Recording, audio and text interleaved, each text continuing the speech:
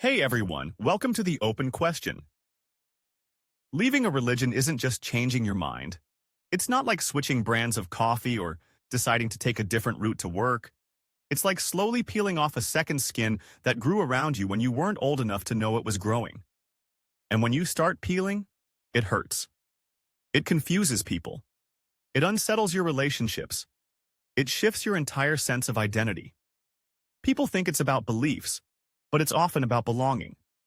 When you leave a religion, the first thing you usually lose isn't God. It's your social safety net. Communities built around faith aren't just about worship, they're ecosystems.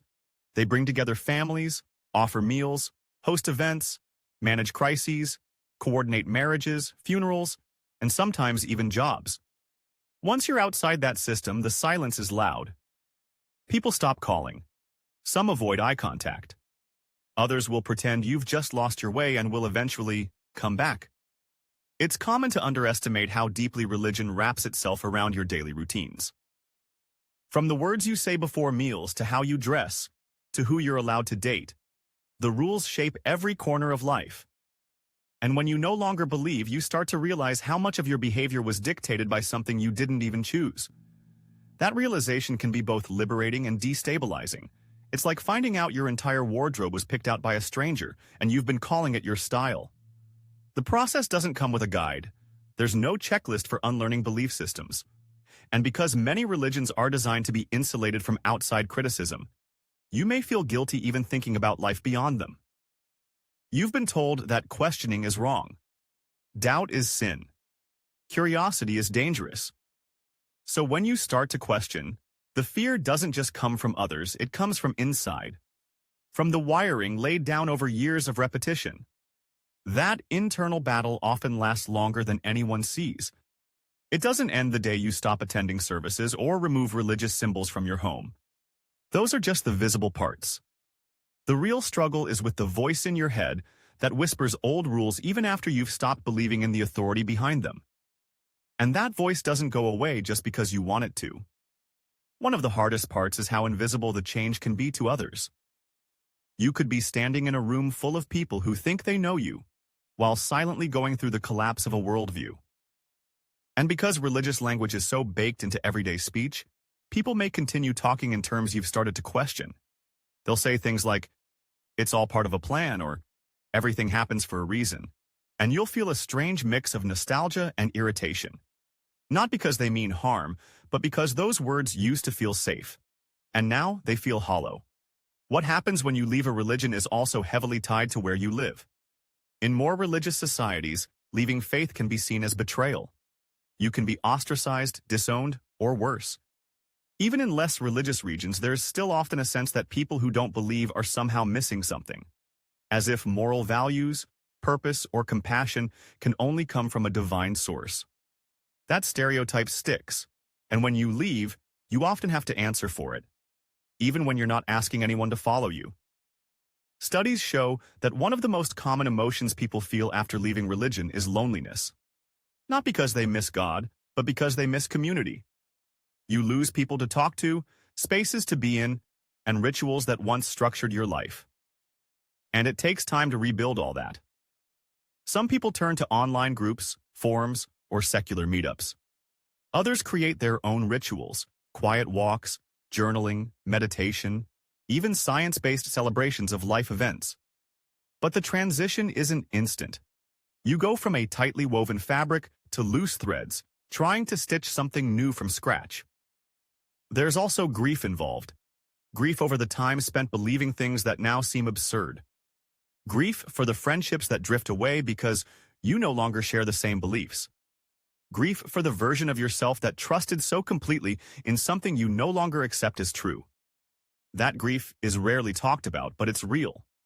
And it doesn't mean you regret leaving. It just means you understand what you gave up. Another layer is the guilt. Not just the guilt from religious teachings, but guilt about hurting others by leaving. Parents, siblings, friends who see your departure as a rejection of them. You may feel pressure to pretend, to still show up at religious events, nod along, bite your tongue. You learn to play a part again, not for yourself, but to keep the peace. That double life can eat at you. You wonder if authenticity is worth the conflict it brings. On top of that, there's often the pressure to explain yourself. People ask why you left. They assume there must have been trauma or a bad experience. But not everyone who leaves had a crisis. Sometimes it's just that the answers stopped making sense. The stories no longer held up. The idea of eternal punishment for temporary behavior began to feel cruel. Or maybe you simply grew past it, like outgrowing a childhood fantasy. But because religious belief is normalized, walking away from it still feels like an act that needs justification. When you leave religion, you also start seeing things you hadn't noticed before. How morality is often used as a weapon. How guilt is handed out like candy to keep people in line. How children are taught things before they even know what they're agreeing to. You start noticing the parts that made you uneasy but you brushed off. Stories of violence framed as lessons. Outdated ideas presented as divine truth. You start seeing how power hides behind piety. How obedience is celebrated more than thoughtfulness. And perhaps the most unsettling discovery is how much your worldview was shaped by fear. Fear of punishment. Fear of judgment. Fear of being wrong. You realize that much of your belief wasn't about truth. It was about avoiding consequences. And once that fear fades, there's space for something new. But first, there's a void. And that void can be terrifying. It's common to fill that void quickly. Some jump to another belief system. Some become overly cynical. Others explore philosophy, science, or humanism. But everyone goes through their own version of rebuilding. You start asking questions you never had the space to ask. What do I believe about death? What matters most to me now? How do I find meaning without an external blueprint? Some people never find a perfect replacement, but they find clarity. They find peace in uncertainty. They find strength in knowing that not knowing is okay. That being wrong isn't shameful. That doubt is a sign of thinking, not weakness. And that morality doesn't come from fear. It comes from empathy, experience, and reflection. Leaving religion also forces you to deal with time differently. When you no longer believe in an afterlife, the value of this life multiplies. It becomes sharper, more urgent. You no longer have forever. You only have now. That shift can make you more present, more grateful, or more anxious, but at least it's real. You're not living for another world. You're trying to make sense of this one. You might also find that your tolerance for contradiction grows. You accept that people believe strange things for emotional reasons. That logic doesn't always win. That some people need the stories you walked away from. And even though you disagree with them, you understand why they hold on. Not everyone is ready to let go of the structure religion provides.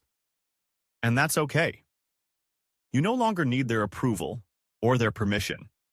There's no perfect way to leave religion. Some slip away quietly, others leave with a bang. Some feel immediate freedom, others feel lost for years. But one thing is common. Once you leave, you start to see the machine behind the curtain. You understand how belief can be manufactured, how devotion can be manipulated, and how truth can be wrapped in tradition to keep it from being questioned. Leaving religion doesn't make life easier, but it makes it yours. The responsibility is heavier. The questions are bigger. The comfort is less automatic, but the clarity is deeper. The freedom is real, and the voice in your head starts sounding like your own. Not the one you were taught to obey, the one you're finally learning to trust. Thanks for watching, and I will see you next time.